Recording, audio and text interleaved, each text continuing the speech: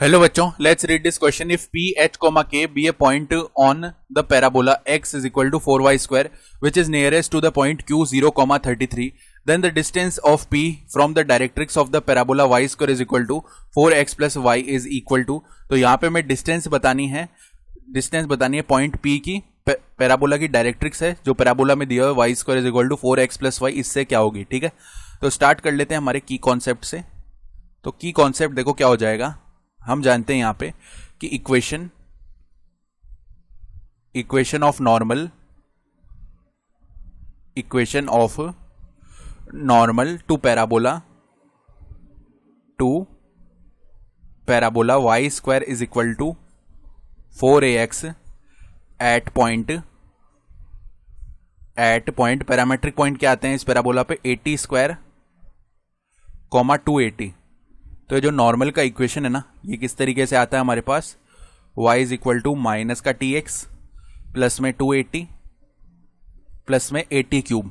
तो ये हमें पता होना चाहिए। ठीक है, अब उसके बाद जो पैराबोला हमें दिया हुआ है वो क्या है, x is equal to 4y square, यानी यहां से हम अगर लिखना चाहें तो y square is equal to कितना आ जाएगा, x अपॉन में 4।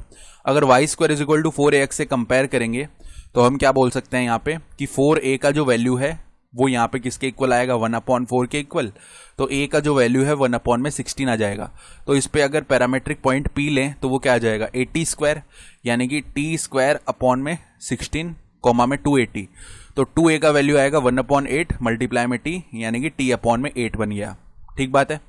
तो अब हम क्या करते हैं यहाँ पे, क्योंकि हमें पता है कि इस पैराबोला पे ये जो p पॉइंट लाई कर रहा है ये q से नियरेस्ट है। तो नियरेस्ट होने के केस में क्या होगा कि मान लो यहाँ पे एक पैराबोला है, यहाँ पे पॉइंट q है, तो नियरेस्ट होने के केस में होगा कि हम कह सकते हैं नियरेस्ट होने के केस में कि ये जो पॉइंट p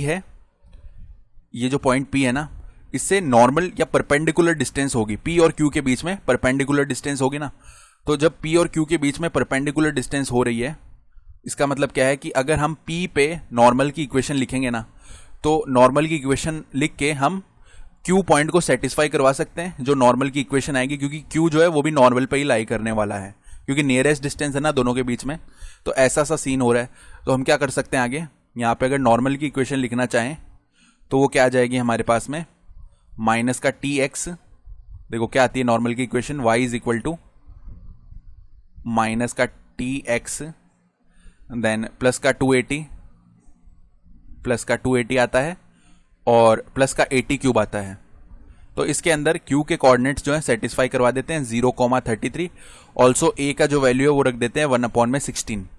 तो यहाँ पे हम क्या बोल सकते हैं कि क्या बन जाएगा, 33 इज इक्वल टू माइनस का t मल्टीप्लाई में 0 प्लस का 2a यानी कि 1/8 मल्टीप्लाई में t प्लस का a का वैल्यू 1/16 t क्यूब, ये बन रहा है। यानी कि यहाँ से अगर हम एलसीएम लेते हैं, 33 तो एज इट इज रहेगा, एलसीएम लेने पे यहाँ पे 16 आ जाएगा, तो 2t बन गया प्लस में t क्यूब बन गया। इसका मतलब t क्यूब प्लस में 2t है इज इक्वल टू कितना बन जाएगा, इज इक्वल टू यहाँ पे जो वैल्यू है वो आ जाएगा हमारे पास में कितना, 16 मल्टीप्लाई में 33, 16 मल्टीप्लाई में 33 यानी 528, यानी ये बन रहा है t क्यूब प्लस में 2t minus 528 is equal to 0। अब यहाँ पे अगर हमने 8 रख दिया ना तो ये कितना बनेगा, 512 प्लस में 2 मल्टीप्लाई 8 यानी 16। तो ये जो वैल्यू है 528 बनेगा, यानी 528 माइनस 528 0, यानी t इज इक्वल टू 8 इसका एक रूट हो रहा है, तो t माइनस 8 इसका एक फैक्टर होगा।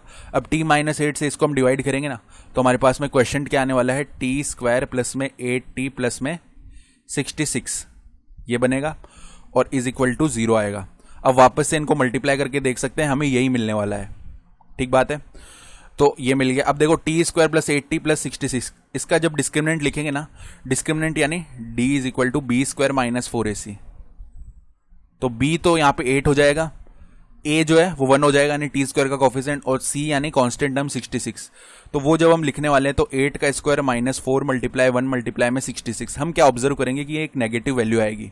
तो जब ये एक नेगेटिव वैल्यू और t स्क्वायर का कोफिशिएंट 1 है जो कि पॉजिटिव है, तो ये जो क्वाड्रेटिक पॉलिनोमियल है ये हमेशा पॉजिटिव रहेगा।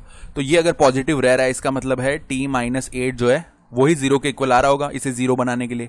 तो t का वैल्यू 8 आ जाएगा। तो जब t का वैल्यू 8 आ गया है तो हमने जो p पॉइंट लेट किया था, p कितना बन जाएगा, अब p बन जाएगा 8 का स्क्वायर अपॉन में 16, यानी क्या बोल सकते हैं इसे 4, कॉमा में t square, sorry t upon में 8 है तो 8 अपॉन में 8 1 हो गया। तो p के कोऑर्डिनेट्स आ चुके हैं। अब जो दूसरा पैराबोला था उसकी इक्वेशन क्या थी, y square is equal to 4 multiply में x प्लस वाई, ऐसे लिखा हुआ था ना। तो इसको थोड़ा सिंप्लीफाई करते हैं, y square is equal to 4x plus में 4y, 4y और 4x को उस तरफ लेके गए तो वाई स्क्वायर, और चलो एक बार के लिए 4y को लेके आते हैं तो minus 4y is equal to 4x। अब हम क्या करते हैं, यहाँ पे प्लस 4 करते हैं, यहाँ पे भी प्लस 4 कर लेते हैं। तो ये तो बन गया y माइनस 2 का होल स्क्वायर, और यहाँ पे 4 कॉमन आ गया, x प्लस 1 मिल गया। तो अब ये स्टैंडर्ड फॉर्म से कंपेयर हो रहा है, y square is equal to 4x type term बन रहा है ना। तो अब ध्यान से देखो, हम जानते हैं जो हमारा standard parabola y square is equal to 4ax है, इसके लिए जो डायरेक्ट्रिक्स है, डायरेक्ट्रिक्स का जो इक्वेशन है वो किस फॉर्म में आता है, x is equal to minus का a। तो यहाँ पे भी अगर हम लिखें x की जगह x प्लस 1 है और कंपेरिजन से a का वैल्यू 1 आएगा तो यहाँ पे माइनस a लिखना है, यानी minus 1, x is equal to minus 2 हो जाएगा। ठीक बात है। तो अब मान लो ये हमारे पास में y एक्सिस है, तो जो डायरेक्ट्रिक्स है वो x is equal to minus 2, यानी माइनस 2 कॉमा 0, यहाँ ये डायरेक्ट्रिक्स आ रही होगी, और 4 कॉमा 1 मान लो यहाँ कहीं पे पॉइंट है। तो हमें तो डिस्टेंस लिखनी है, किससे डिस्टेंस लिखनी है, इस डायरेक्ट्रिक्स से इस पॉइंट P की, जिसके कोऑर्डिनेट्स 4 कॉमा 1 है। तो यहाँ तक तो डिस्टेंस हो गई 4 यूनिट्स, और यहाँ तक जो डिस्टेंस है वो 2 यूनिट्स, तो टोटल डिस्टेंस कितनी आ गई, 6 यूनिट्स आ गई। तो हमारा रिक्वायर्ड आंसर कितना आएगा, 6, यानी कि option D. I hope you understood this explanation. Best of luck.